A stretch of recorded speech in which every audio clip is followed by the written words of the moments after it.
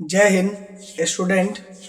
हम लोग chemistry 3 chapter पढ़ चुके थे और पिछले वीडियो तक मैंने आपको हिस्ट्री पढ़ाया है जो सीबीएसई बोर्ड का किसी स्टूडेंट का रिक्वायरमेंट आया था मेरे पास बहुत पहले। तो सीबीएसई बोर्ड का मैं प्लेन कल्चर पढ़ाया, ठीक है।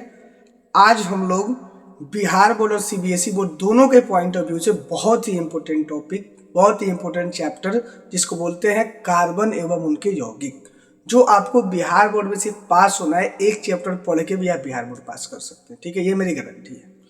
तो वो चैप्टर आज स्टार्ट करने जा रहे हैं, कार्बन एवं इनके यौगिक। इसको इंग्लिश में बोलते हैं कार्बन एंड इट्स कंपाउंड। देखिए, तो चैप्टर शुरू करने से पहले कार्बन की कुछ बेसिक जानकारी ले लेते हैं। तो कार्बन का परमाणु संख्या जो होता है 6 होता है, 6 होता है। संयोजकता वैलेंसी इसकी 4, यानी कि 4 को ये क्या कर सकता है, बंधन बना सकता है।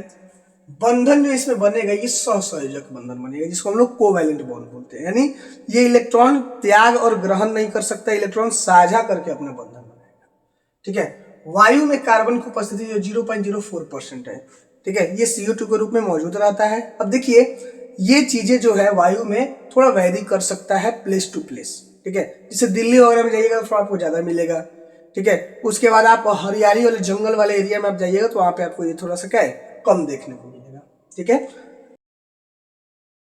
कार्बन जो है कार्बन डाइऑक्साइड के फॉर्म में जो वायु में रहता है, इसकी अमाउंट थोड़ा सा 0.4 से 0.5 हो जाएगा ना, बहुत परेशानी हो जाएगा। ये नहीं समझिएगा कि सर थोड़ा सा ही तो बढ़ा, 0.01 बढ़ने से क्या फर्क पड़ेगा, बहुत ज्यादा फर्क पड़ जाता है उससे, ठीक है। इससे मौसम चेंज में भी असर पड़ जाता है, सीजन चेंज होता है, कार्बन डाइऑक्साइड उसमें बहुत बड़ा योगदान होता है उसका, ठीक है।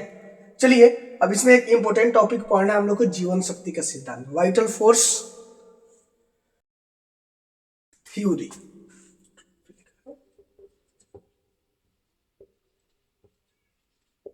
ठीक है। वाइटल फोर्स थ्योरी हम लोग को पढ़ना है, ये बिहार बोर्ड के पॉइंट ऑफ व्यू से 2 नंबर या क्वेश्चन में बहुत इंपॉर्टेंट है।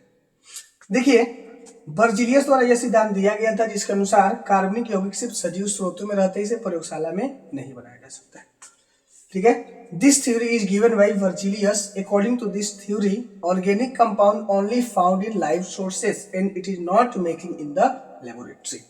ये सिद्धांत जो है जीवन शक्ति के सिद्धांत, समझिए एक पुरानी सोच है, ठीक है, बहुत पुरानी परंपरा, बहुत पुरानी सोच से ये निकला हुआ थ्योरी है जिसको बोलते हैं जीवन शक्ति का सिद्धांत।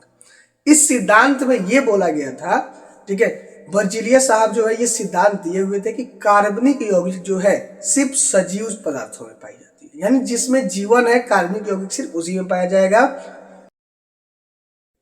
बाकी कहीं पे भी कार्बनिक यौगिक नहीं मिलेगा और प्रयोगशाला में कार्बनिक यौगिक को नहीं बनाया जा सकता है। ये बर्जीलियस साहब जो है 1815 में दिए हुए थे ये सिद्धांत, ठीक है। अब ये सिद्धांत उस टाइम दिया गया था तो उस टाइम के हिसाब से उनको जो सही लगा वो सिद्धांत दिए, ठीक है। बाद में एक वैज्ञानिक है जिनका नाम है ओहलर। तो देखिए, इस सिद्धांत का अंत ओहलर ने प्रयोगशाला में यूरिया के संश्लेषण से किया, ठीक है। This theory is end by synthesis of urea in laboratory by Wohler, ठीक है।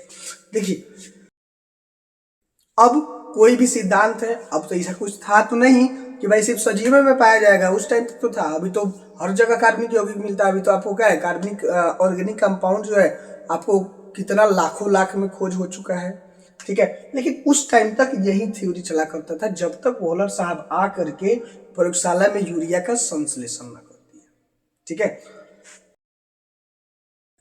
अब देखिए, ओहलर साहब यूरिया का संश्लेषण कर दिए पहली बार लैब में। अब ये बहुत बड़ा अचंभा हो गया पूरी दुनिया के लिए कि भाई बर्जीलियस साहब तो बोल के गए हुए हैं कि जीवन शक्ति के सिद्धांत के अनुसार सिर्फ ये सजीव में पाया जाएगा, फिर प्रयोगशाला में कैसे बन गया, कैसे बन गया।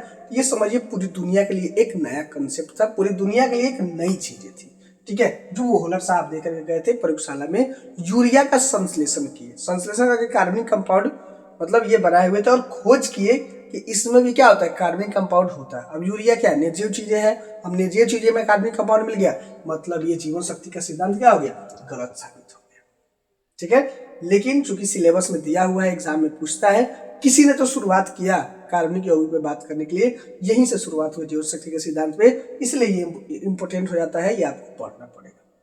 देखिए, यूरिया का सूत्र है NH2 C double bond O NH2,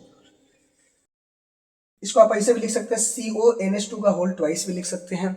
याद रख लीजिए नच2 को नच2, ठीक है, नच2 को नच2, ये सिंपल ट्रिक है इसको याद रखने का, और ये ऑब्जेक्टिव्स वगैरह में पूछे जाते हैं, इस बात का आप ध्यान रखिए, ठीक है। तो इसे नोट कर लीजिए बहुत अच्छे से। अब यहाँ से लगातार बने रहिएगा हमारे साथ, हम आपको पूरा कार्बन चैप्टर एकदम अच्छे से पढ़ाएंगे, ठीक है। चलिए, आई होप आपको मेरा वीडियो पसंद आया हो। वीडियो पसंद आए तो वीडियो को लाइक करें, चैनल को सब्सक्राइब करें। आप हमारे साथ फेसबुक इंस्टाग्राम के माध्यम से जुड़ के जो चैप्टर आप पढ़ना चाहते हैं उस चैप्टर का फोटो खींच करके या वो टॉपिक्स हमें बता दीजिए। मैं कोशिश करूंगा जितना जल्दी हो सके मैं आपको पढ़ा दूँ, उसका वीडियो मैं अपलोड कर दूँ। तब तक के लिए जय।